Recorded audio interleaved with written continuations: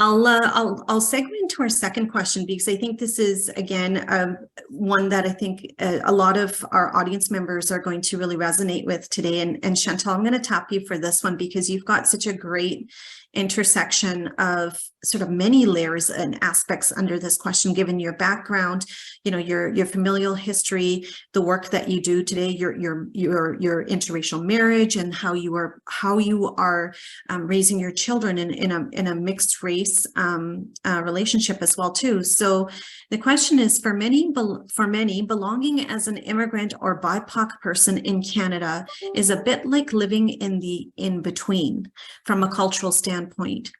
Have you navigated this identity crisis in your life, and how have you navigated it? It's a loaded question. Yes, I have, as I'm sure many people here have too. And I think first and foremost, as a woman, and someone that's been working in, you know, gender equality, gender equity space for a long time. And then as a woman of color, and yeah, just what all of that brings. Yeah, it's interesting. Like, I was reflecting on this question, and like, to be very candid, because I know this is a safe space, sometimes I wonder if, like, I've been awarded or supported and given opportunities because I'm almost palatable to a certain group of people, right? Like, and I think, you know, my background's in public relations and communications, and so I learned very early on sort of like how to tell a good story and how to influence, you know, public opinion and all of that important work. But I know what you were saying, Neelam, around recently sort of being pulled back in the other direction of speaking to our culture and our experience and what that means, and wearing it with pride, right? And that's a shift. Like, it's kind of, you know, because you've been trying to fit in for so long. You know, I was one of 3 brown kids in my high school for 12 years growing up in Ottawa. So like, and the other one was my sister, and the other one was my cousin. Like, I knew all of them really well. So, you know, I think about that, and I think about, as a person running an organization with a staff of, you know, just under 35, and we're all women, identify as women, and many mothers and many people from different backgrounds. Like, they looked to me for that support, but I see myself as accountable to them, right? So you know, if I was doing this work a couple of years ago, I probably would have been a lot more closed about my personal life and my personal experiences, what we're talking about here, and sort of my vision for the organization and our growth in supporting the girls and the youth that we support in our community. And now I think our time in history is such that wall needs to come down, and it's actually expected of leaders, it's expected of community, you know, volunteers. And I think that that's a really good thing, right? So showing vulnerability as a leader now is something that's strong, and we see that with women leaders. I mean, like, that's something that we've seen in the last few years of the pandemic. So I'm inspired by it. It's definitely tiring. And I think, you know, sometimes we need to just honor that and accept it too. And I'd end with just saying, like, when the news came out about, you know, the Roe versus Wade, overturning that decision in the States, and just the discussions on reproductive rights, like, I was deeply affected by this as a woman and as a mother and as a person. And I communicated that to my staff and said, I'm angry and I'm going to channel this into the work. But today I'm going to sit with this because that's what I need to do. And so I think there's an element of that identity crisis, being able to name it and speak to it and sit with it, and then decide how we're going to take action and move forward. Like, that's sort of what I'm trying to grapple with as I kind of navigate my own journey. Yeah, that's brilliantly shared. Thank you, Chantal. I so appreciate you even mentioning that sometimes you just need to pause and own it, and just take space. I mean, I think as leaders, we're constantly pushed at an incredible pace to process things, and sometimes process deeply hurtful, deeply impactful change, and to immediately have a response, and to immediately have something to to comfort or to share, to say, okay, what's your take on this? But I think as leaders, it's incredibly important and very powerful to actually create spaces of silence.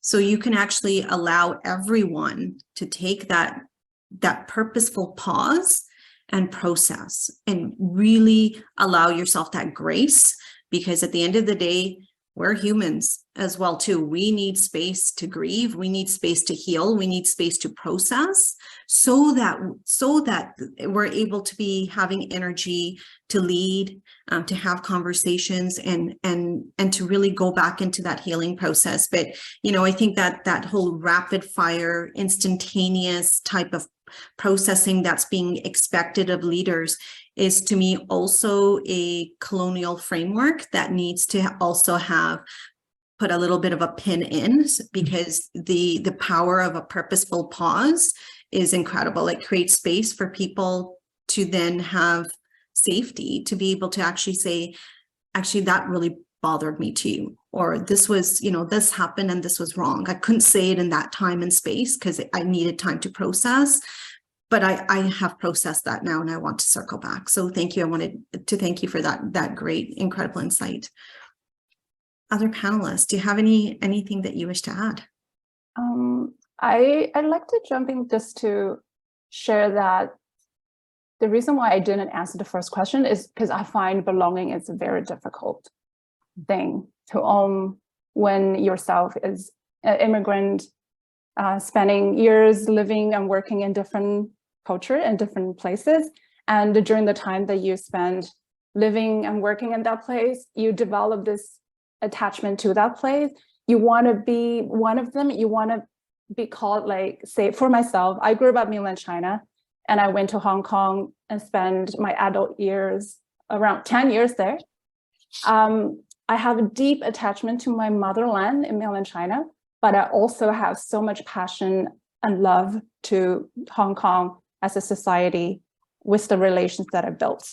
However, I have difficulty to call myself a mainland Chinese or a Hong Konger because there's that geopolitical tension there, and that's torn me apart. So I feel like identity crisis is very, very common among a lot of immigrants, newcomers. At neighborhood houses, we talk to newcomers, we work with newcomers all the time, immigrants, and we have workshops with them all the time. And identity crisis is something that's so common. You almost feel that you cannot negotiate when you taking into consideration about the social issues and the politics that gets intertwined with all this.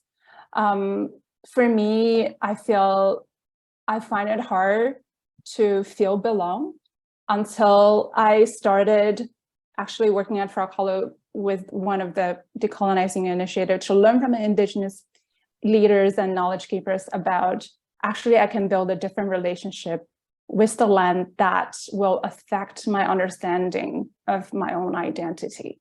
I think I will talk a little bit more later when we talk about the project, but I feel transferring from one place to another, how to call ourselves a certain, belonging is a challenging topic, and it could actually trigger emotions about how people feel about being a Canadian when they think about this land. It's a stolen land, it's unceded land. So what if they're leaving their country is not by choice, is being forced? So this belonging actually has so many layers to unpack.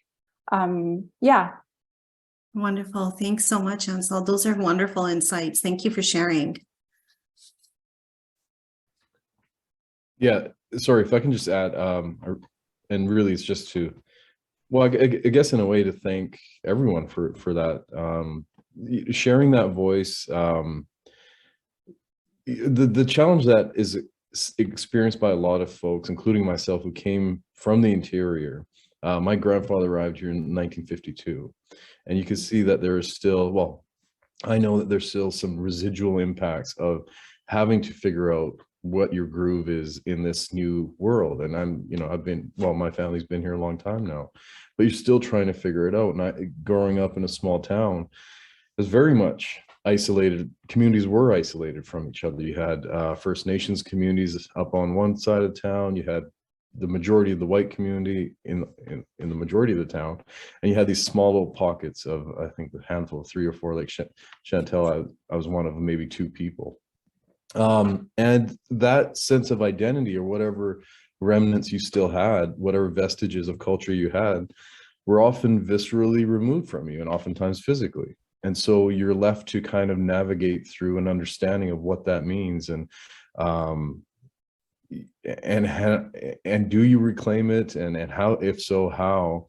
And so I think people like myself are inspired by, and I think I've mentioned this to you, Neelam, before, when there are racialized people who can step forward and utilize their voice and step into those spaces. I think Chantel was mentioning it. There are those spaces that you're oftentimes uncomfortable. When you see Neelam, Chantel, everyone here in this room step into those spaces very confidently, it enables people like myself and other generational people who are also racialized, who have challenges with that, to say, well, it's okay to be in those spaces.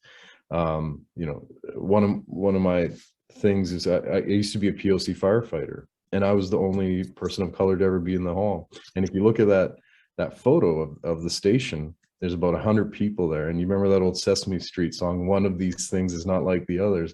I was that thing, and it just kind of stuck out. So I think it's really important to have those voices that are strong to step forward, so they can provide that inspirational leadership, to provide that comfort and sense of belonging, so that we can the rest of us can kind of follow in the wake and be empowered. Wonderful. Thank you so much, Apkar. Such great perspectives. Like I said, I feel like this, I can talk about this all day. And I just wanted to circle back on a few points that were sort of picked up by our panelists. And Ansel, you made a wonderful point that I think we don't really think about too often. And that's sort of the geopolitical state that sometimes, immigrants come from, and how much parallel that is. Sometimes there is around sort of creating that struggle, sometimes that it contributes to a struggle of identity. And I think that's something, that's a perspective that isn't quite, it's complex, and it hasn't been really named. I mean, Chantal, you talked about, your parents immigrating here from civil unrest. We hear, again, refugees fleeing war-torn countries, without, there isn't a strategy to be coming here. They're being displaced, and we see, certainly we're looking at conflicts throughout the world.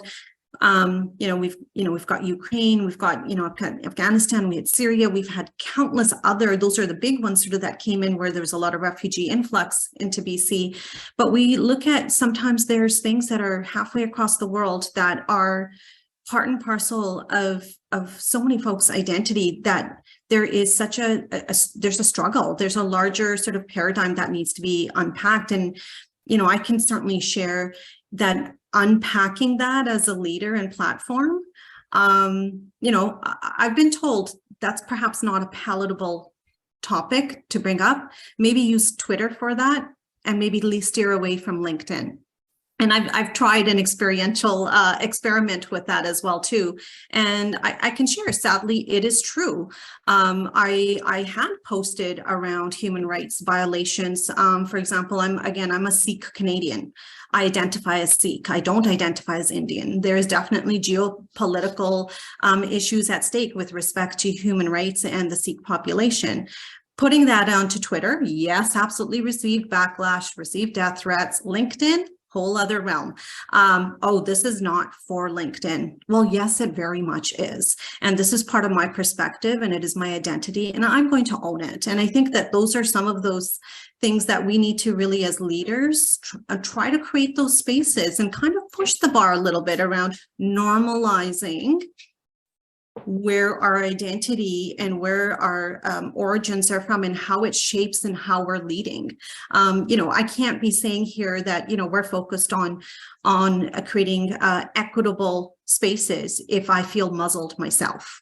And so I think it's incredibly important that we create those type of spaces here for everyone. Leaders need to not just talk the talk, they need to walk the walk. And sometimes it's a lonely space where I think that's where perhaps there's some room to do some better connection building together around creating a safety net or a circle of support amongst one another, because this work around sort of changing and disrupting what is palatable versus what isn't is a much safer space to walk together when you walk in solidarity.